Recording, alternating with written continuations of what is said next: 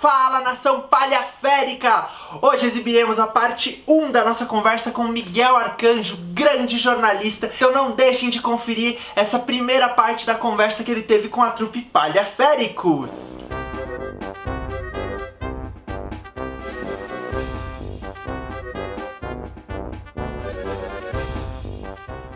Boa noite para vocês. Primeiro eu queria agradecer o convite, né, por participar do projeto de vocês, a live. Queria parabenizar a resistência, né, de todos vocês que tocaram o bonde, né, como todos nós aí no meio dessa pandemia não tinha muito o que fazer, a gente teve que tocar o bonde. E acho que quando a gente vai criando as coisas e acreditando nas coisas, as coisas vão acontecendo, sei lá, meio que magicamente mesmo. Porque só resta acreditar, não é? A gente não teve muita opção. Pode parecer até meio demagogo, meio autoajuda, né? Mas realmente, sei lá, eu estou cada vez mais da física quântica, de acreditar em algumas coisas que você vai acreditando e o pensamento vai criando as coisas, porque também se não for assim a gente não segue em frente, sobretudo quem faz arte e cultura no Brasil nesse momento aí que está tão tenso, né? Mas passe, né, gente? Primeiro, a gente tem que estar muito feliz de estar todo mundo aí de pé, estamos aí com saúde. Humberto, Letícia, Matheus, Jamile, que estão escondidos, Serginho, Hugo. Então, assim, acho que é a primeira coisa que a gente tem que agradecer mesmo, sabe? De estar com saúde, de estar vivo, de estar bem e, claro, e tentando sobreviver, né? Então, vocês são um exemplo aí nesse aspecto. Fizeram uma produção muito boa, conversaram com gente muito interessante. Tem meus parabéns aí para todo mundo do projeto. Primeiro, eu sei que vocês estão fazendo o projeto, né, Palhaféricos, que o objeto de pesquisa de vocês começa aí por esses palhaços negros, né, que atuam numa resistência aí no humor, na palhaçaria. Eu acho que vocês estão indo num caminho bom de começo, que é fazer um levantamento mesmo de pesquisa do assunto a ser abordado na dramaturgia, né? Eu imagino que a dramaturgia, se eu estiver errado, vocês podem me corrigir, ela vai ser feita de forma colaborativa, não é isso? Ou vocês têm uma figura escrevendo? Tá mais pro lado colaborativo mesmo. Tá. Então, assim, como ela vai ser uma dramaturgia que vai, como o Sérgio falou, apostar, deixa eu fechar isso aqui, apostar né, nessa construção coletiva, acho que um primeiro momento vocês têm que levantar material para que a partir desse material levantado surja a poética, né, a poesia, depois que esse material já estiver bem dentro de vocês. Como eu sou um dramaturgo que vem do jornalismo, né? Que tenho na realidade, o jornalista, o dramaturgo, o roteirista, ele é um escritor, né? Ele trabalha com palavras, né? Ele escreve. Nos Estados Unidos, usa-se muito, né? Writer, né? Escritor, que usa para roteirista, e todo jornalista é um writer, né? Ele é um escritor. Então, e a linha do jornalismo literário, que é uma linha que eu tento praticar, às vezes, apesar de ela exigir muito mais tempo, eu faço alguns momentos aí do meu blog que eu tento fazer uma coisa um pouco mais rebuscada em termos de estilo. O que ele pressupõe? Que você primeiro conheça. Por exemplo, você vai fazer um perfil de uma pessoa, né? Vamos pegar, no caso da minha dramaturgia, vou fazer o perfil da Fedra de Córdoba, que é uma artista imigrante transexual cubana que veio para São Paulo, veio para o Brasil nos anos 50, depois de fugir de Cuba, rodar toda a América Latina. E que trabalhou nos principais cabarés, nos principais teatros de revista, foi mudando o mercado da noite, ela foi mudando aí nessas boates, né, que a gente sabe que teve uma época que a cena noturna de São Paulo era muito artística, sobretudo a cena gay, né, hoje chamada, na época era cena gay, hoje talvez a terminologia não fosse essa, mas existia espaço ainda para artistas trabalharem com carteira assinada, eram espetáculos, né, que se montavam nessas boates, como a Nostromundo, a Corinto, Medieval. Eu até outro dia comprei um disco de vinil da boate medieval. Imagina, eles lançavam um disco de vinil da boate, com os hits da pista. Eu comprei, achei num sebo em Belo Horizonte, custou, sei lá, R$ 15.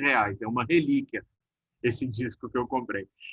Mas, enfim, até essa chegada dela no teatro e tudo. Então, eu tinha que entender essa personagem. Como que você vai entender essa personagem que você se propõe a escrever? Porque, por exemplo, no caso da Fedra, a escrita do espetáculo que eu fiz, que é a entrevista com a Fedra, então ele parte primeiro de uma reportagem, né? Que é um processo que todo escritor faz para escrever qualquer coisa. Tentar conhecer o seu objeto. Quem é o seu objeto de pesquisa? É fulano de tal, ou é a temática tal? Então, eu vou tentar mergulhar nesse tema. Contudo, no meu caso, eu estava, né, fazendo uma reportagem sobre uma pessoa viva, fazendo um perfil dessa pessoa, que era a Fedra, então fui ao apartamento dela, conversei, passei uma tarde lá, tomei café junto, deixei ela me contar a história dela. Claro que o jornalista, e aí vocês têm que ver quais disparadores vocês vão utilizar, né, se caso vocês vão fazer a entrevista, mas eu percebo que vocês já são muito espertos que estão gravando essa reunião. Então, o jornalista também faz isso, né? Sérgio já até sorriu porque ele sabe que ele está me gravando. O jornalista também faz isso. Ele pede autorização para a pessoa para gravar. A mesma coisa um roteirista que está no campo. Se ele vai se inspirar em personagens da vida real e quer alguns depoimentos, ele pede autorização para gravar. No caso de um espetáculo de teatro, que é diferente do jornalismo, porque a imprensa ela tem essa questão que ela é pública, né? O jornalismo é público. Então, assim, se a pessoa te autorizou a gravar, você faz a reportagem e é isso, né? Você não precisa de mais coisas. No caso do jornalismo, é uma obra artística, de uma peça de teatro é uma obra artística. Então, é sempre interessante, se você usa nesse processo de pesquisa, colher depoimentos, que isso seja ficcionalizado ou que se assuma mesmo como teatro documentário.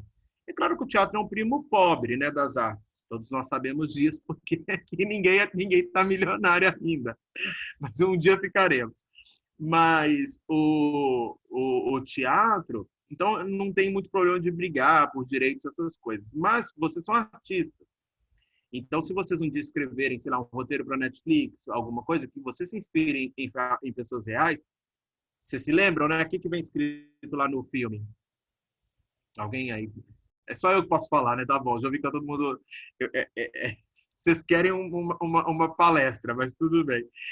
Tá escrito, né? Se você viu qualquer coisa semelhante, é uma mera coincidência. A gente sabe que qualquer arte é sempre inspirada, porque eu, por exemplo, sou escritor, a gente sabe que você sempre se inspira na vida real. Seria o mesmo que eu fizesse a peça Entrevista com Fedra e o personagem não fosse o Miguel Arcanjo e a Pedra de Córdoba, trocasse os nomes, né? Muitos roteiristas fazem isso, a maioria. Eles pegam fatos da vida real, como os escritores também. Se você pegar o Jorge Amado, por exemplo, ele viveu a Bahia, não é? Ele é baiano, ele viveu no Pelourinho, na juventude, ele viveu na Bahia com os pescadores, com as mães de santos, foi no candomblé, então ele já tinha aquilo dentro dele. Aí, quando ele vai para o Rio de Janeiro estudar direito, ele começa a escrever os romances, né? Acho que até pela nostalgia da terra que ele deixou para trás, a Ilhéus, onde ele foi criado ali no sul da Bahia, e depois Salvador, onde ele foi na juventude. E esses personagens vão habitar os romances dele. O Jorge Amado brincava muito, porque ele colocava personagens ficcionais e, de vez em quando, no romance tinha alguns personagens reais que passeavam ali pelo romance, mas sempre em tom de homenagem, que é o caso de vocês, né? O tom é de homenagem. Então, quando o tom é de homenagem, o escritor, o roteirista, o dramaturgo, ele fica mais tranquilo em relação a trabalhar com personagens reais. Era gente que ele tinha contato, queridos, era até uma forma dele homenagear os amigos. Ele colocava o médico dele, ou ele colocava uma vizinha e colocava o nome igual. Mas até o Jorge Amado, ele às vezes trocava o sobrenome. A pessoa sabia que ela é, ele até dizia em entrevistas, mas ele não... Por que eu digo isso? Porque se você coloca uma coisa real numa peça, depois sua peça vira um roteiro de uma Netflix ou de algo maior, e tem o nome da pessoa, a pessoa vai exigir os direitos dela. E ela tem razão, concordem comigo? Ela, né, a história de vida dela. Então, os roteiristas mais safos que se inspiram, né? Aí, no caso, ele não está contando uma história da vida da pessoa, ele está inspirando para criar outras coisas. Porque a vida surge a partir da vida, né? Ninguém cria vida do nada. Então, é isso. Então, assim, no processo de levantamento desse material, acho que é sempre interessante vocês conversarem com gravarem ou fazerem anotações. Jornalistas usam muito bloquinho também. Se é uma situação também informal, depende do personagem, né? Tem personagem que é tranquilo gravar. Eu aqui sou um jornalista, estou de boa que vocês vão me gravar.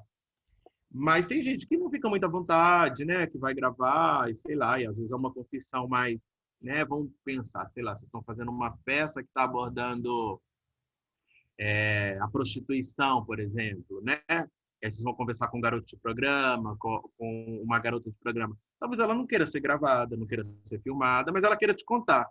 Então, para isso serve o bom e velho bloquinho de nota, que o jornalista tem sempre uma caixa, são muitos. No Sesc sempre vende, né, uns bloquinhos assim.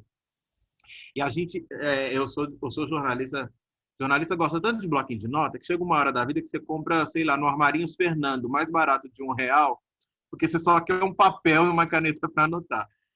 E então, assim, quem tiver nesse escopo dramatúrgico, sempre acho que é bom anotar. Ter sempre um caderno, sabe? Para guardar ideias, para guardar insights, né? Porque quando você está escrevendo, você tem alguns insights, assim, que sempre é bom. Uma outra coisa em relação ao texto, aí no caso de você, eu, por exemplo, eu falo, tá, sou um dramaturgo porque eu já escrevi uma peça de teatro, já escrevi muita coisa, mas eu vou me considerar mais um dramaturgo depois que eu escrever muita coisa. Eu ainda me considero mais um jornalista que passeou aí pela dramaturgia. Mas nesse processo meu de dramaturgia, pode parecer mediúnico num primeiro momento, mas não é. Porque eu vou falar para vocês. Eu escrevi a peça da Fedra em 2 dias.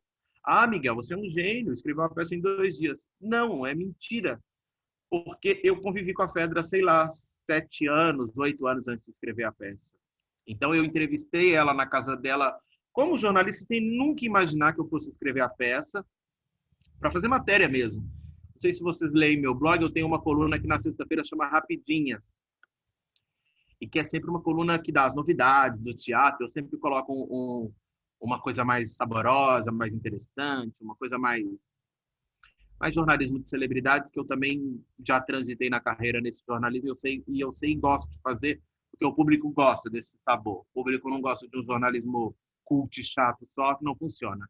Eu acho que o blog funciona porque ele mistura o pessoal também um pouquinho, algumas pílulas de dose. E essa coluna que eu faço toda sexta, ela é onde cabe isso. E a Fedra, por exemplo, ela foi minha fonte durante muito tempo. Eu posso falar que ela foi minha fonte, porque ela já não está mais entre nós, eu não vou prejudicar a pobre coitada. Mas aí eu pegava meu telefone, né, e bati o telefone na sexta-feira, antes de fazer a coluna, e aí, Fedra, me conta, como é que tá o jornalismo? E ela ia me contando as coisas. Ai, fulano de tal vai estrear a peça. Fulano de tal, você tá sabendo, Miguel? Tá namorando, não sei quem. Fulano de... E aí eu dava as notinhas. Olha, tem um casal de atores que anda causando burburinho na Praça Roosevelt. E vocês são jovens, são atores, são gente como eu, e a gente sabe que o povo gosta também de um pouquinho de firula. E isso também atraía atenção para a coluna, para as pessoas lerem também as estreias da peça, né? Porque entre uma estreia de uma peça e outra tem uma notinha ali, e aí, como o povo vai sempre atrás do que está dando o que falar, ele acabava se informando também das peças, acabava ajudando a bombar a peça de público e está tudo certo. Vocês estão vendo a cabeça de jornalista minha, né? De comunicador social. E aí, então, a Fedra foi minha fonte. Então, ela era uma pessoa que eu bati papo com ela toda sexta-feira. Tanto que a minha coluna Rapidinhas, agora é só Rapidinhas, antes era Rapidinhas Teatrais, me dá uma dó, porque eu achei que ficou muito mais pobre depois que a Fedra morreu, porque eu não tenho uma fonte maravilhosa como a Fedra, que sabia de tudo. E eu estou muito sem tempo para ficar ligando, porque a Fedra é uma pessoa que você ligava e ela te dava um informe de todo mundo. Então, assim, eu estou contando tudo isso, pode parecer que não tem sentido, mas é que eu já estava com muita coisa dela dentro de mim. Eu já sabia como ela falava, eu já sabia como ela se comportava, eu já sabia como ela contava a história de vida dela. Então, na hora que eu fui escrever o espetáculo, o que eu fiz antes foi ler as entrevistas, dar uma olhada assim, nas entrevistas, e meio que fez o Chico Xavier, mas não é o Chico Xavier. É isso que eu queria deixar bem assim, pontuado. Parece que eu fui lá e parei a peça em 2 dias. Não, porque a peça já estava rolando há muito tempo, sem que eu soubesse. Então, quando eu fui para a escrita, e obviamente no meu caso também, que é diferente de vocês, porque eu sou jornalista, então eu tenho uma prática da escrita todo dia, meninos. Eu preciso escrever ou escrever. Vocês acham que eu quero escrever todo dia 2, 3 matérias? Mas eu escrevo, porque eu tenho que escrever, né? tem vocês aí do outro lado, todo mundo, ó, Humberto, a Letícia, ai, Miguel, dá uma nota da minha peça. A Jamile vai estrear, ai, Miguel, não tem como você colocar a minha peça? E eu vou ficando nessa pressão, porque no teatro, vocês sabem, não tem quase ninguém mais, né? Parece que eu sou o último dos moicanos, da crítica teatral e da cobertura cultural brasileira, o que é muito triste. Eu gostaria de ter, sei lá, 10 colegas que fizessem o mesmo que eu fizesse, porque eu não vou dar conta de tudo, porque eu sou uma pessoa. Mas eu tento meio que fazer esse jogo, sabe? De todo mundo, um pouquinho de cada coisa, ser plural, ser diverso. E vamos lá. Então, eu falo tudo isso porque quando eu fui escrever, eu já tenho essa prática da escrita. Aí vamos vocês. Vocês vão fazer uma dramaturgia coletiva, né?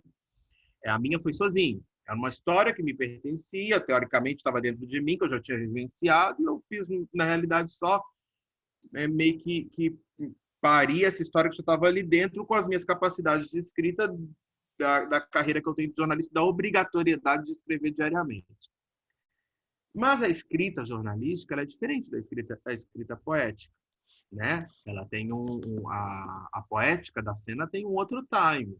Não é o time da entrevista. Inclusive, a minha primeira versão da peça Entrevista com Pedra é uma versão muito pobre, que eu acho, e é realmente, em termos de poética, que ela foi melhorada pelos dois diretores. Eu tenho que agradecer muito eles. O Juan Manuel Telhateg e o Robson Catalunha, porque eles viram e me deram um pouco de imagens também, principalmente o Juan. Me coloca mais imagens, porque você está muito telegráfico, tá muito reportagem. E não é reportagem agora, não é entrevista de quinta com a Pedra. É a peça, e a peça pede outro tempo. Isso é bacana para vocês, porque vocês vão levantar um monte de material. E depois que vocês levantarem esse material, vocês vão tender a ser Wikipédia. E não tem coisa mais chata do que peça Wikipédia, gente. Isso eu falo assim, porque eu já vi muita peça, porque é o caminho mais fácil. É o caminho que até eu tomei no primeiro momento para fazer minha peça. De contar, sabe? Muita narratividade, muito Wikipédia. Parece a enciclopédia Barça para quem é do tempo. Quem é do tempo da Barça? Alguém ainda teve? Ai, obrigado, Sérgio, não me deixou no lugar de velho gaga. Então, assim, não é esse caminho. Claro, é um primeiro caminho, um primeiro tratamento do texto? Porque eu sei o que eu quero falar. Depois, como que eu transformo isso em cena? Vocês são atores, vocês são diretores, vocês fizeram teatro, né? Vocês estudaram aí na SP Escola de Teatro e outras instituições. Todo mundo é da SP ou tem alguém de outra instituição? Todo mundo é da SP, Sérgio? Todo mundo é né? SP. Tá. Vocês estudaram com grandes senadores, com grandes propostas, com gente aberta ao novo. Eu sei que vocês, por mais que quando você está estudando, você fica naquele turbilhão da escola, da loucura, mas assim, talvez você se dê conta do processo também com distanciamento, como eu dei da Fedra. A Fedra, por exemplo, eu estou linkando porque acho que esse é o objetivo, né? E linkando a dramaturgia com a dramaturgia que eu fiz. A Fedra, por exemplo, então eu tinha essa proximidade com ela, de ser uma atriz que era a minha fonte, de ter feito um perfil dela. Eu fiz o primeiro perfil que eu fiz dela foi para uma revista feminina que se chamava Uma.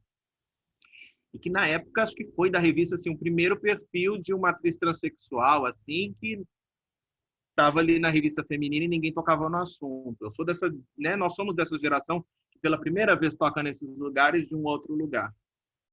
De um novo lugar, né? Um lugar necessário que deveria ter sido sempre assim, mas a vida vai evoluindo, a sociedade vai evoluindo, então assim, eu tive esse privilégio de nesse momento fazer esse perfil para essa revista feminina que eu escrevia perfis para essa revista.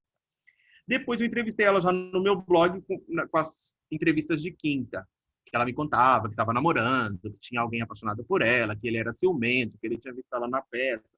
E eu dava corda, porque ela era uma atriz, uma diva, ela gostava de falar. Mas aí ela ficou doente e morreu, né? Muito rápido a Fedra. Eu vi a última apresentação dela, é muito louco também essas coisas de... Vocês vão perceber isso também no processo de vocês. Como que a vida vai levando também. Quando eu falei isso da vida, pode parecer que eu sou um tilelê maluco, hippie, yoga, paz e amor, mas não, assim, existe mesmo uma coisa da física quântica e quem me conhece sabe que eu acredito nisso. Se você vai se imbuindo de um assunto, as coisas vão indo nesse sentido, sabe? Por isso que eu acho que é importante a gente focar sempre nas piores adversidades, a gente tem que focar no copo no meio cheio, sabe? Não no copo meio vazio. É autoajuda, mas funciona para tudo, gente. Aí vamos lá. Aí eu fiquei muito triste, né? Porque imagina, eu fui na última sessão da peça dela, que era Pessoas Sublimes. Eu estava no domingo que ela fez a última sessão, passou mal durante a peça.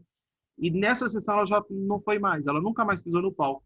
E era muito louco que eu estivesse, justamente foi o dia que eu fui assistir a peça.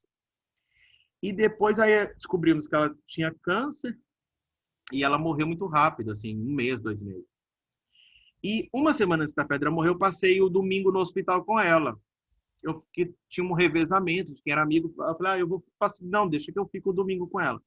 Que na época eu trabalhava em redação, eu tinha só o domingo. E passei o domingo todo com ela, e uma hora ela virou e falou assim, você vai escrever minha biografia. É você, Miguel Arcanjo. Você vai escrever a minha história. Eu falei, ai, para com isso, Feda, você vai viver, deixa de besteira. Aquela coisa, né, que você nunca pensa que a pessoa vai morrer, mesmo quando a pessoa está morrendo na sua frente. E, enfim, ela morreu, né, uma semana depois, aquela loucura toda, e eu não consegui escrever nada. Num primeiro momento, assim. Aí, no final do ano, pediram para fazer as Satirianas, que aí foi o disparador da peça. O Gustavo falou, Miguel vai ter a Satirianas, nós vamos homenagear a Fedra, ela morreu em abril. Você não escreve um texto, qualquer coisa para ela? E foi aí que eu escrevi em 2 dias. Porque como jornalista eu precisava de uma pressão para a escrita. Vamos falar disso, vou até anotar. Pressão. Pressão é muito importante para o escritor. O escritor não escreve se não tiver pressão. O Gustavo falou, vai ser tal, a Satiriana tinha data, você quer fazer uma leitura de um texto, se qualquer coisa sobre a Fedra, você foi o jornalista que ela mais amou, escreve alguma coisa para ela, como que você não vai escrever? Se ela vai ser o tema das Satirianas. E eu fiquei assim, como não, né? E fiz a peça, que foi a primeira versão, que foi uma leitura nas Satirianas, que já foi muito... As pessoas ficaram muito impactadas, lotou, ficou gente para fora do Sátiros 1, aquela coisa Satirianas que só tem uma sessão, e era só uma. E quem viu, viu, e ficou aquela loucura. Para vocês terem... E aí, depois disso, eu não conseguia montar a peça. Alguma coisa estava ali na leitura, como foi tudo de última hora, a gente precisava de alguém que sabia fazer sotaque. Quem fez a peça, inclusive, foi uma menina que hoje eu não colocaria nunca mais para fazer mesmo uma leitura. Mas ela era filha de um argentino, então ela sabia fazer o sotaque. Nessa época eu estava muito preso no sotaque também, pensando assim, nossa, tem que ter o sotaque da Fedra. É louco, né, o processo de uma peça. E aí eu guardei a peça. E aí veio toda a questão, depois teve a questão do transfake, que quando surgiu, assim, eu olhei e falei, nossa, realmente, eu concordo, eu tô junto. É isso. Tá certo. Como que a gente não pensava nisso antes, entendeu? E o mundo não pensava mesmo, não pensava. Aí falei, não, tá certo, claro, não pode blackface, claro que não pode transfake, tá certíssimo, tô com as trans. E aí eu falei, não, tem que ser uma pessoa, tem que ser uma atriz trans. E eu sempre pensava, tem que ser uma atriz muito boa, que tem uma ligação com a Fedra, mas onde vai ter, não sei, sei lá. E eu não me sentia à vontade também, sabe? Uma coisa era uma leitura ali na Satirianas, que era uma leitura. Outra coisa era montar uma peça, estrear, eu como dramaturgo sendo jornalista. E eu sabia que eu tinha telhado de vidro também, né? Porque eu sou crítico, eu sabe, falando mal de todo mundo, aí na hora de lançar uma peça, falei, não, vamos bater, eu tenho telhado de vidro, vão bater em mim que nem um condenado. Eu falei, eu não posso fazer qualquer coisa. E aí, gente, aí passou tempo. Aí, sem eu saber nem nada, a Márcia foi eleita a nova diva da Praça Roosevelt. De repente, eu abri o Facebook, vi o post do Ivan Cabral. A Márcia Daily é a nova diva da Praça Roosevelt, dá o lugar da Fedra. E no primeiro momento, eu, como amigo da Fedra, eu confesso para vocês, eu tomei um susto. Assim, eu falei assim, não, o lugar da Fedra é só um, não tem outra diva da Praça Roosevelt. Não aceito. E uma hora depois eu respirei e entendi também que a Praça Roosevelt não poderia deixar de ter uma diva trans, que era a cara da praça, e que a Márcia herdava essa coroa, né, esse legado da Fedra, e com muito respeito. E para vocês terem a noção da loucura que é a vida, no dia que teve a leitura da peça, a Márcia, que nem era do Sátiros, ela foi à leitura, assistir. E no final da leitura, a gente estava com uma parte das cinzas da Fedra. Porque tem uma entrevista que eu fiz com a Fedra, que tem até em vídeo, que ela fala no final, quando eu morrer, eu quero ser uma árvore da Praça Roosevelt. E ela falou para mim em vídeo, eu tinha essa imagem. E aí terminou a leitura, a gente jogou as cinzas. E na hora de jogar as cinzas, tava as pessoas mais amigas, né? Tava eu, a Cléo, que era muito amiga mesmo da Fedra, inclusive era a única pessoa que ligava para a Fedra no Natal e no Ano Novo. A Fedra me contou isso, então por isso até que eu tenho um carinho muito grande pela Cléo de Pares, porque a Fedra me falou, ela é a única pessoa que me liga no Natal e no Ano Novo. E a gente sabe, né, para uma pessoa trans fora do seu país, sua família, o peso disso, né, de receber uma ligação no Natal. E aí a Márcia estava por perto, e eu vi a Márcia, e eu falei, não, vem com a gente. Porque o público meio que ficou olhando e foi quem estava em cena, sabe, jogar cinzas. Falei, não, vem. E aí, não sei porquê, eu não conhecia a Márcia. E a Márcia veio, a gente jogou as cinzas junto. E talvez ali, claro, porque eu vi a Márcia, eu vi que ela era uma transexual, e eu falei, não, tem que ter essa figura também. Mas tudo muito instintivo, tudo muito chorando, aquela loucura da peça. E aí, gente, quando... E aí a Márcia foi chegando naturalmente, de repente ela estava no site, foi fazendo peça, eu fui assistir, e aí eu vi que ela tinha, que ela segurava o rojão como atriz, que ela era boa atriz, e foi muito, sabe, muito natural. E aí, não sei por quê, porque carga d'água, um dia a gente falou, vamos fazer. Sabe, muito natural, e vamos fazer. E aí, nesse vamos fazer, me teve uns processos que vocês também estão passando, que é isso, vamos fazer, vamos estrear em abril, né? Mas aí tem pandemia, aí tem não sei o quê, e aconteceu a mesma coisa com o espetáculo. Assim, a gente pensava que estrearia no final do ano, e no final foi estrear em julho do outro ano, né? Porque tem o seu tempo, os atores têm suas agendas, né? Vocês sabem disso, não sabem? As pessoas têm que ganhar seu pão, né? A gente tem que respeitar que todo mundo tem conta para pagar, então todo mundo tem sua prioridade, que é pagar os boletos. Isso é muito comum no teatro também. Mas então, assim, estreou. Aí, voltando para a dramaturgia, que é o nosso assunto principal hoje. Então, depois de levantado todo o material, eu acho que é interessante que você se dê uma pressão. Que vocês estabeleçam uma agenda, levantamento de material. Aí eu não sei se vai ser um processo colaborativo a partir das cenas, que os atores vão criar cenas a partir do material e a partir disso vocês vão construir a dramaturgia do espetáculo. E quem vai construir isso, se é todo mundo junto ou não. Eu acho lindo essa coisa, todo mundo junto, mas ao mesmo tempo também muitas vezes não funciona em todos os aspectos. Por quê? Sempre tem alguém que escreve melhor. Então, assim, eu acho que talvez o outro dá ideia e o outro transforma em texto, quem domina melhor a palavra escrita. E eu não digo nem em termos de regra de português, eu digo em termos de construção de poesia por palavras. Que é o que faz alguém ser escritor e não, entendeu? E como vocês são todos atores, pode ser que tenha entre vocês um escritor maravilhoso, pode ser que não. A gente espera que tenha até 1, 2 ou 3. É o que eu espero. Mas, assim, acho que vocês vão sentir isso, quem escreve melhor, quem consegue enxergar a vida por um olhar poético. Hoje em dia, com o Instagram, todo mundo já está aprendendo a escrever poeticamente, porque tem que fazer aqueles textinhos lindos no Instagram. Mas uma peça de teatro pede uma profundidade um pouco maior, uma poética um pouco mais sofisticada, digamos assim. Então, acho que vocês vão entender nesse processo. Se vocês vão dividir essas tarefas, vamos criar cenas, e aí essas cenas vão ser transformadas em textos. Para isso, o gravador muitas vezes é bom, porque no improviso surgem algumas frases lindas. Eu mesmo, às vezes, me pego durante o dia conversando com alguém, surge uma frase assim que eu acho que é engraçada, aí eu vou lá e anoto. Vai que um dia eu vou fazer uma comédia, o personagem tal hora vai falar isso que eu sei que a plateia vai rir. Porque às vezes eu estou conversando com todo mundo e eu vejo que as pessoas riem. Então, assim, você teve uma ideia, articulou uma ideia, pá. E você viu que já gerou impacto no seu interlocutor? Lembra do bloquinho? Compra no Armarinhos Fernando. Anota. Porque a cabeça não guarda, gente. Não guarda. Não confia na cabeça. Tenha uma metodologia. Pode parecer, Miguel é chato, ele é pesquisador acadêmico, mas você sabe que eu não sou nada acadêmico, né? Vocês me conhecem, me leem, e sabem que eu não tenho nada, apesar de ter feito academia e tudo, tem lá meu diploma para quem quiser ver, mas eu acho que a vida é mais fluida, e o espetáculo tem que ser mais fluido também. Outra coisa, não se desesperem com tempo longo de duração. Eu amo peça que tem 1 hora no máximo. Isso é eu, estou falando Miguel. Claro que alguns temas às vezes você está tão mergulhado no tema, sabe? Você pesquisou, entrevistou todo mundo, ouviu, foi a campo, fez pesquisa histórica. Você está com 3 Wikipédia dentro da cabeça. E aí você quer dar tudo para as pessoas. Mas, às vezes, tudo isso, eu não estou falando que você não tem que ter tudo isso, você tem que ter tudo isso. Mas, às vezes, você vai criar uma cena simples que vai dizer tudo isso de um jeito poético. Sabe, meninos? E outra coisa, acreditar no teatro.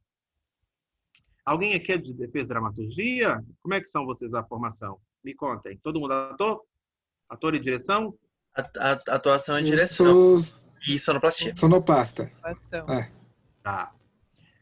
Ai, amei. Quem é a sonoplastia? Moá. Humberto. Isso.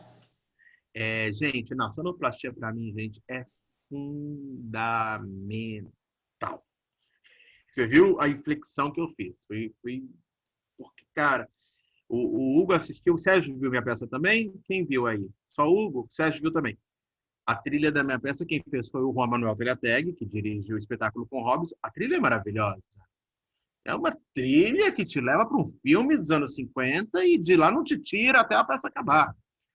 Então, assim, que é uma trilha o quê? Entender o espírito da peça. Que, no caso da minha peça, era o espírito daquela personagem. Quem era aquela personagem? Ela era um retrato de um tempo. A Fedra existiu até o século XXI? Existiu. Mas a Fedra nunca saiu da Shirley Temple. Tem até uma cena na peça que eu coloco isso. Que ela nunca me disse essa coisa da ficção e do real. Que ela fala assim, olha, Miguel, como tá lindo os meus cachinhos. Eu não estou parecendo a Shirley Temple? Na realidade, a Shirley Temple do dramaturgo Miguel, uma imagem que me evoca ao cinema hollywoodiano, né, no começo, ao mesmo tempo muito inocente, porque a Fedra, na realidade, ela falava, essa frase da Shirley Temple é da Fedra, ela conta, quando ela me contava, quando ela era criança, ela falava, eu era um menininho, muito bonitinho, eu tinha os cabelinhos com caixinhas, e eu parecia a Shirley Temple. Na vida real, ela me contou quando ela lembrou a infância, que ela era um menininho que tinha os cachinhos que parecia a Shirley Temple. Mas, na peça, ela fala isso para o jornalista na entrevista dela mesma, já adulta. Olha meu cabelinho, eu não estou parecendo a Shirley Temple?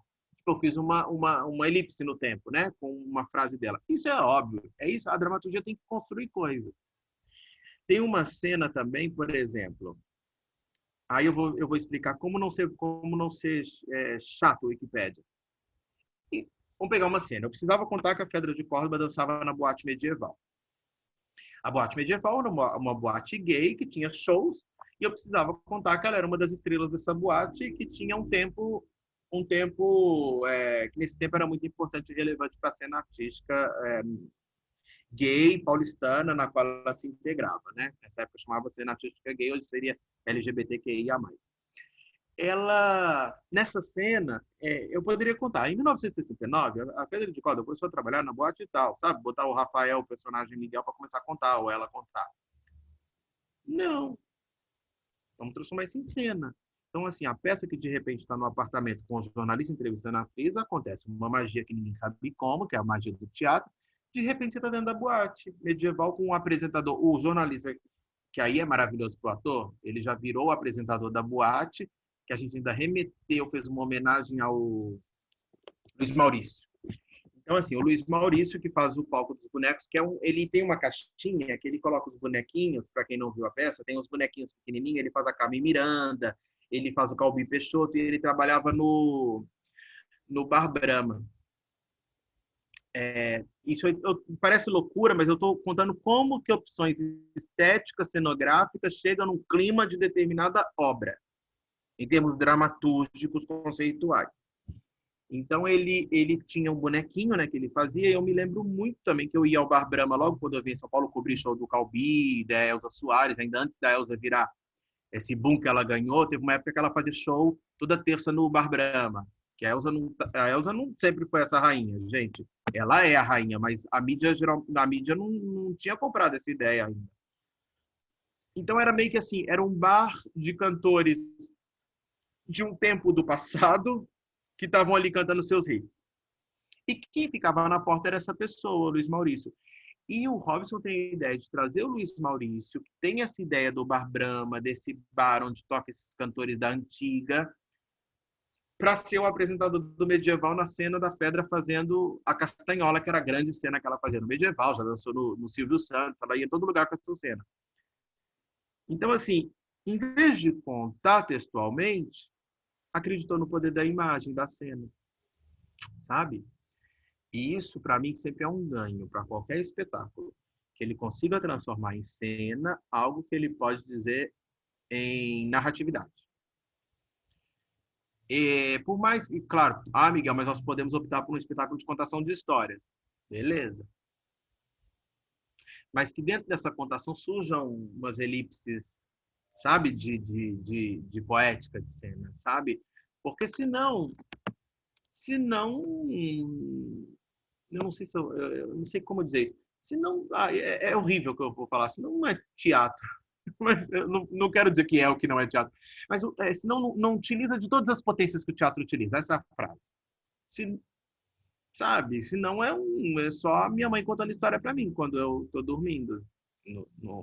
Né? Minha mãe podia fazer isso, fazia muito bem. Mas não era necessariamente uma peça de teatro que minha mãe fazia para mim, quando ela criava as histórias e contava. Então, assim, que vocês possam fazer essa pesquisa, determinar que cenas que vocês vão criar a partir dessa pesquisa, dependendo da direção, né, de quem for dirigir, como que vocês vão dirigir, se é Sérgio e Hugo que vão dirigir, que vai partir do diretor, que vai provocar os atores, a partir disso, dar alguns materiais disparadores, vocês sabem toda o modus operandi aí que vocês podem criar, porque vocês, né, estudaram numa instituição interessantíssima, que isso é muito exigido até de vocês todo semestre. Mas que com isso vocês possam brincar, sabe?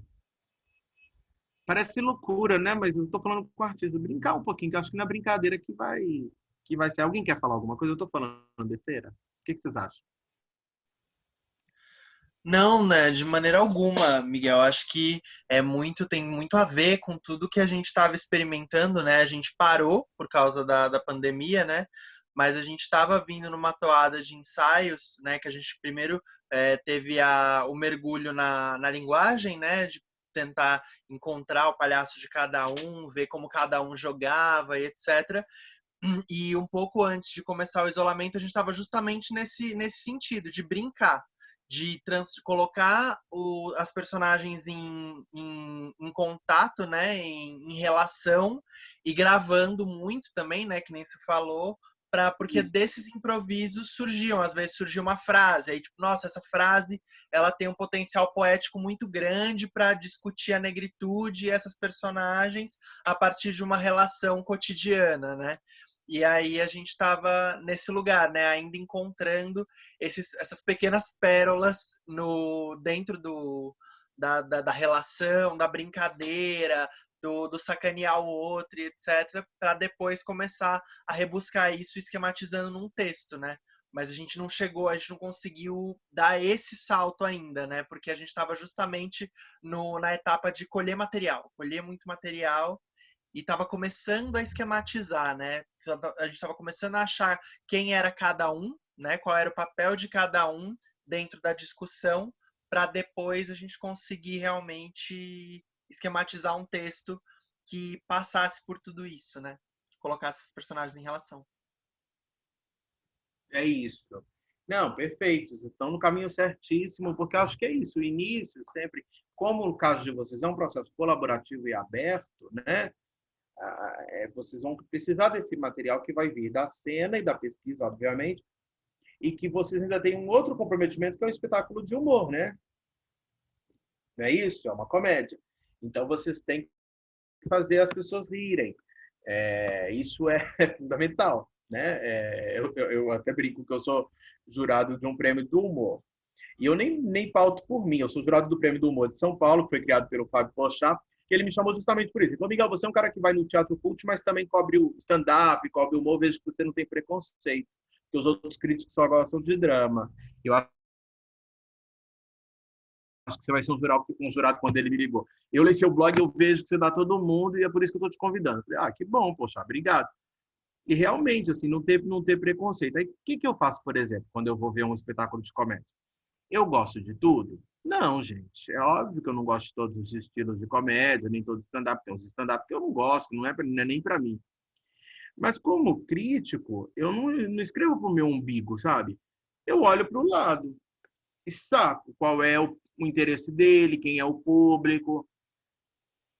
Às vezes o público dele tem certo recorte social, entendeu? Recorte, todos os recortes, que é o público do cara. Dizer que ele não é artista porque o público dele é de determinada linha socioeconômica, digamos assim.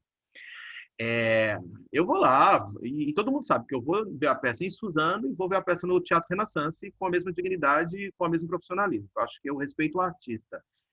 Eu acho que a gente tem que respeitar os artistas. Os artistas têm que ser mais unidos nesse país, por isso que está desse jeito. Fica todo mundo se engalfinhando dentro da mesma família, aí os de fora vêm e, ó, uou. Mas o que eu queria dizer é, eu olho para o lado, então vejo se as pessoas estão rindo. Porque, teoricamente, é um espetáculo de comédia, de humor, então as pessoas têm que rir. E acho que de vocês também vocês têm que ter esse exercício, sabe? Ver se funciona. Que é palhaço, né? Vocês vão lidar com um público muitas vezes infanto-juvenil, tô certo nisso?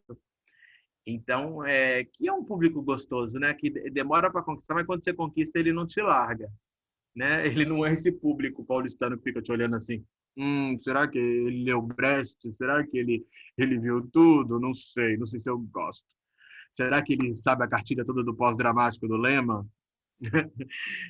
Então, assim, vocês têm esse legal, esse ponto de partida que é um pé direitaço. E outra questão, que é a questão... Vocês têm que trabalhar com humor, com uma temática também que é muito séria, né? Vocês estão trabalhando com a temática do racismo, né? E que eu acho que esse é o grande trunfo do espetáculo de vocês. Porque essa temática é uma temática que fere muito, né? E é uma temática difícil, uma temática de dor, é uma temática mal resolvida pelo Brasil, né? Que você sempre é mal resolvido, né? Começa a discutir com pessoas de diversas etnias, diversas origens, o racismo. Hoje em dia vai terminar em briga, né? Então, assim, vocês estão trazendo essa temática para a cena. Então, como transformar essa temática, que é uma temática tão delicada, uma temática tão forte, de um jeito que também possa dizer isso, mas sem perder a leveza de um espetáculo, né? Um espetáculo de humor clown, do palhaço. E essa foi a primeira parte da nossa conversa com Miguel Arcanjo. Não deixem de voltar aqui no canal que já já a gente vai disponibilizar a parte 2 dessa conversa. Até a próxima!